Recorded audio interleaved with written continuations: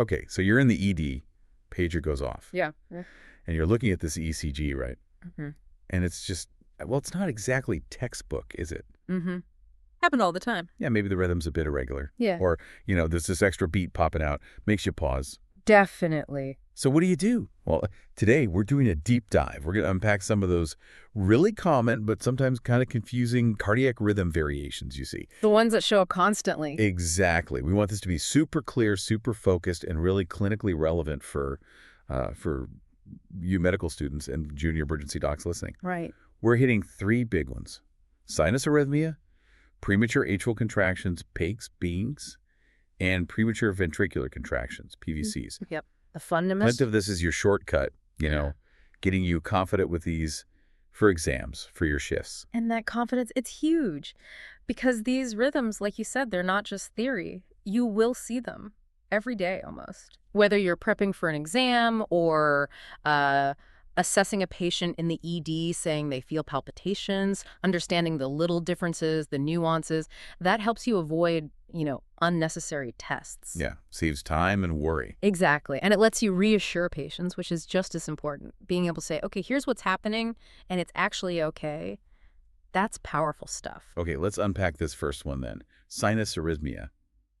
It sounds a bit, well, the word arrhythmia sounds like something's wrong, maybe needing a fix. It does, doesn't it? That's a really common reaction. But we're told it's often surprisingly normal. So how does that work? And regular rhythm being normal. Yeah, it seems contradictory.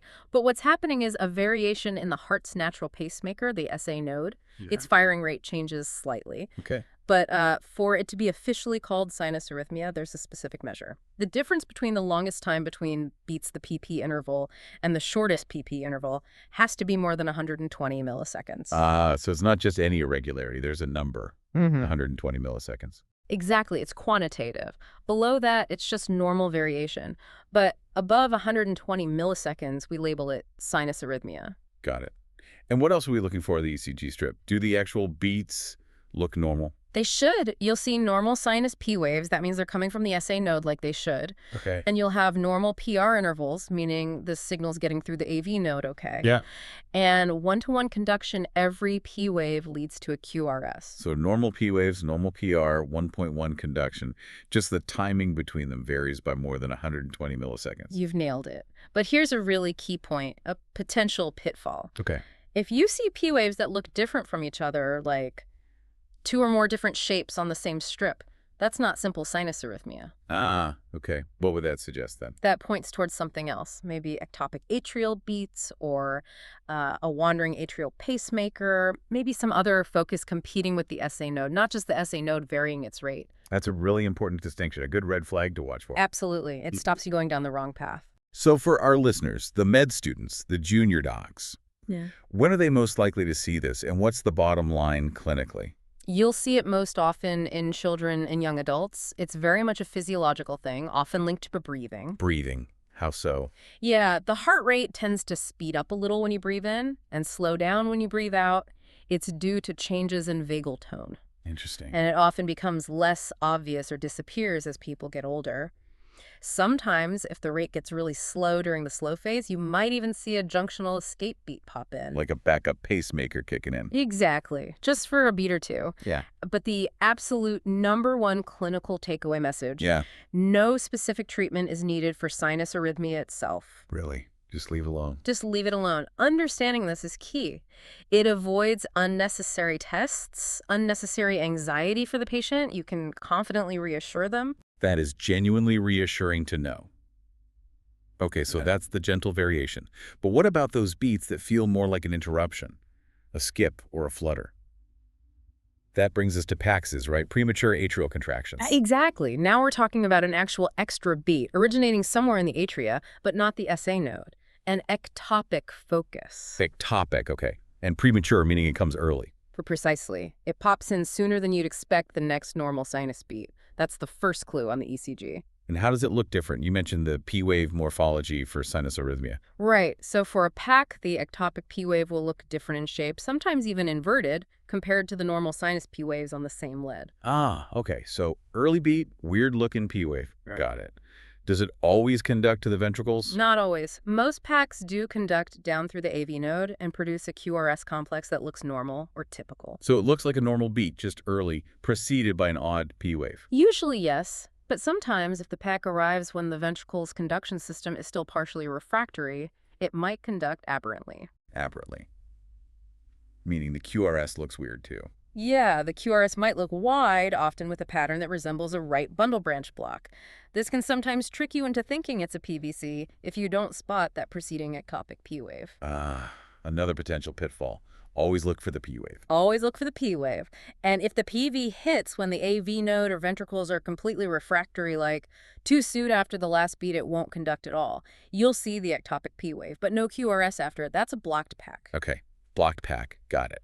Now, you mentioned something earlier about pauses. How does the pause after a pack compare?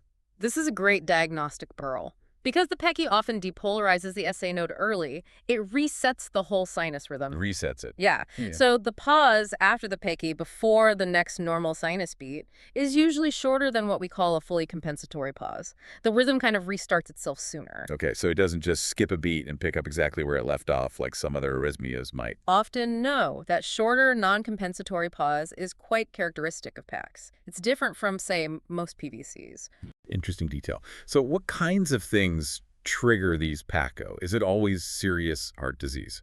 Oh, definitely not always serious. Very often it's lifestyle stuff. Stress is a big one.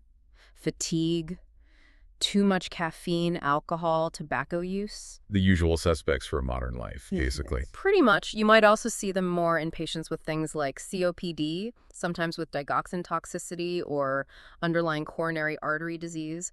And interestingly, you can sometimes see a flurry of them right after you convert someone out of SVT with adenosine. Huh. Like the atria are still a bit irritable. Something like that, just settling down. And what do patients actually feel? You mentioned palpitations. Yeah, palpitations is the classic description. Or they might say they feel a skipped beat, a flutter, sometimes a sort of sinking or flip-flop feeling in the chest. It can be quite noticeable. Sounds like it could be worrying for them. It definitely can be. So how common are these?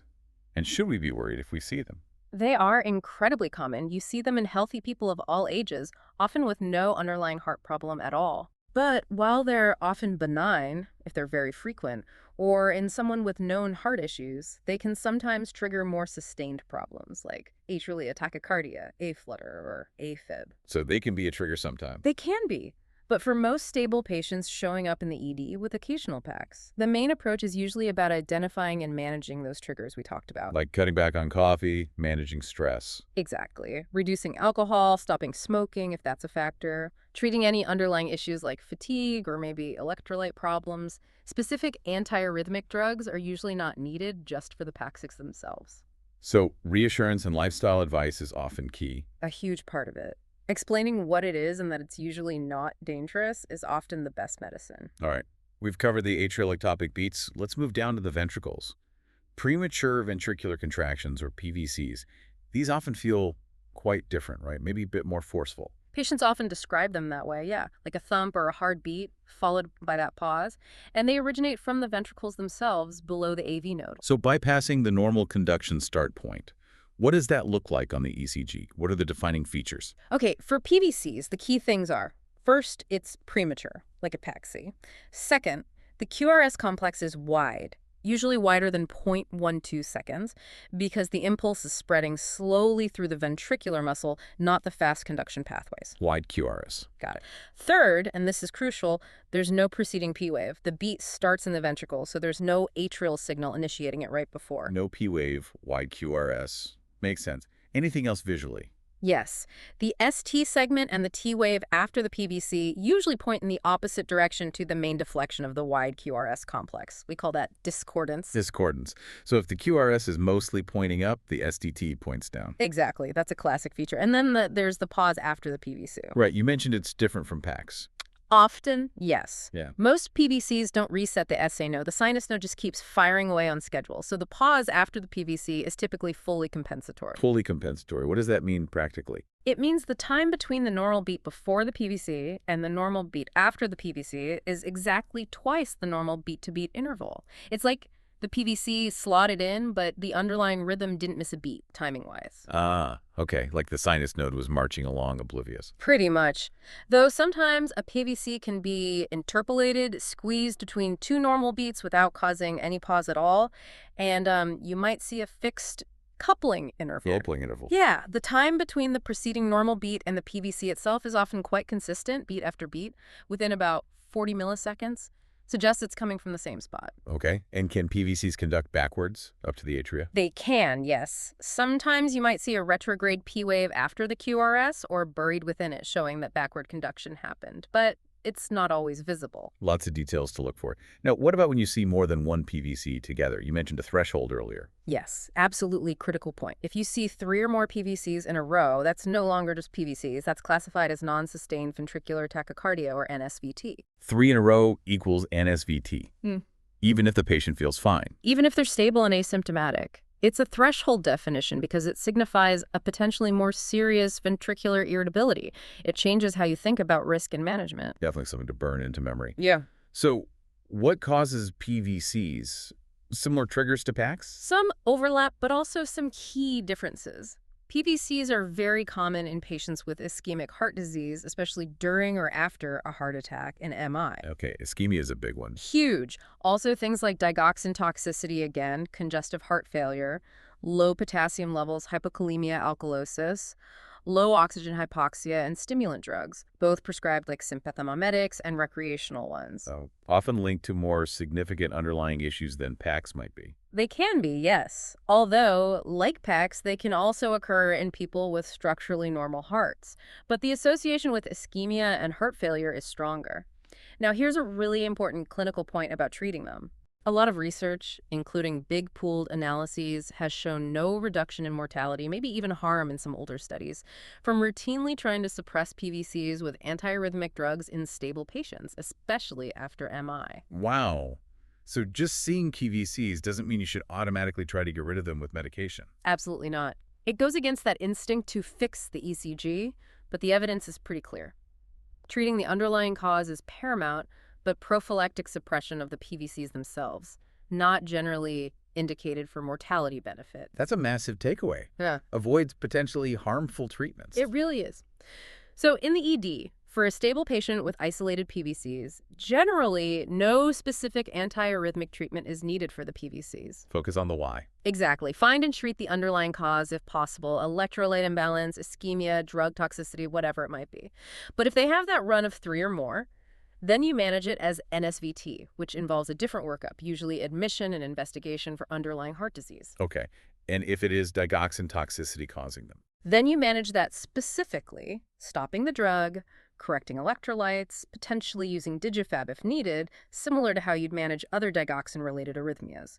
Context is everything. Absolutely. Wow. That was quite the deep dive. We've really unpacked sinus arrhythmia, PVCs, and PDCs. Yeah. 3 rhythms you are definitely going to encounter constantly. Without a doubt. And remembering the key differences is crucial. Sinus arrhythmia, usually physiological, linked to breathing, no treatment needed, just reassurance. Right. PVCs and PVCs. Premature beats, one from the atria, one from the ventricles. They have those distinct ECG features we talked about, P wave changes, QRS with the pause. And while they have various causes, for stable folks, it's often about managing triggers and reassurance, not necessarily jumping to drugs. Understanding these really helps build that clinical confidence, doesn't it? Being able to quickly sort the benign from the potentially concerning. It makes a huge difference, not just for efficient assessment, but for the patient too. Being able to explain clearly what's going on, or perhaps more importantly, what isn't seriously wrong, is incredibly valuable. It empowers you and it calms them. Precisely. So as you continue your training, think about that.